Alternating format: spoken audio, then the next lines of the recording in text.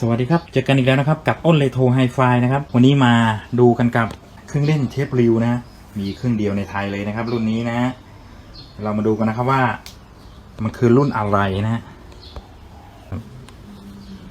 มีหูหิ้วด้วยนะครับเครื่องหนักเลยนะเรามาเปิดดูกัน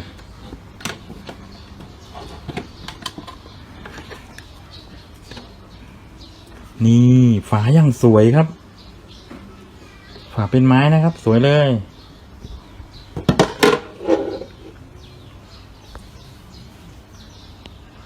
ก็เป็นเครื่องเล่นเทปริวระบบโมโน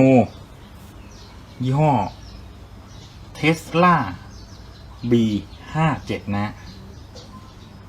ตัวนี้ใช้ไฟ220นะครับเล่นได้ริวจากนิ้วเลยนะตัวเครื่องสวยเลยตัวนี้มีลำโพงในตัวนะครับมีภาคขยายแล้วก็ลำโพงในตัวนะ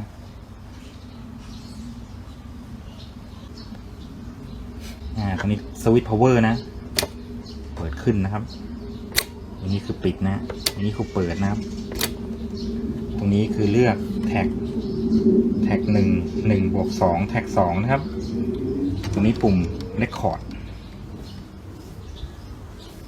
ตรงนี้สต็อปเพลย์ตัวนี้เคาน์เตอร์นะครับเคาน์เตอร์ก็ใช้งานได้นะตรงนี้ก็วอลลุ่มนี่ก็เป็นหัวลบนะครับ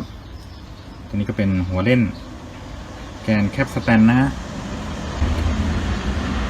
ลูกยางโอ้โหยังนิ่มอยู่เลยนะครับ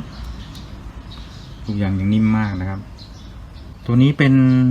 ยี่ห้อเทสลาของประเทศเช็กโกสโลวาเกียนะครับตอนนี้ประเทศนี้ก็แยกประเทศกันไปแล้วก็เป็นประเทศเช็กกับประเทศสโลวาเกียนะครับแยกกันเมื่อก่อนรวมกันนะครับในสมัยยุคโซเวียตต้องบอกว่ายุคโซเวียตเลยตลอดไป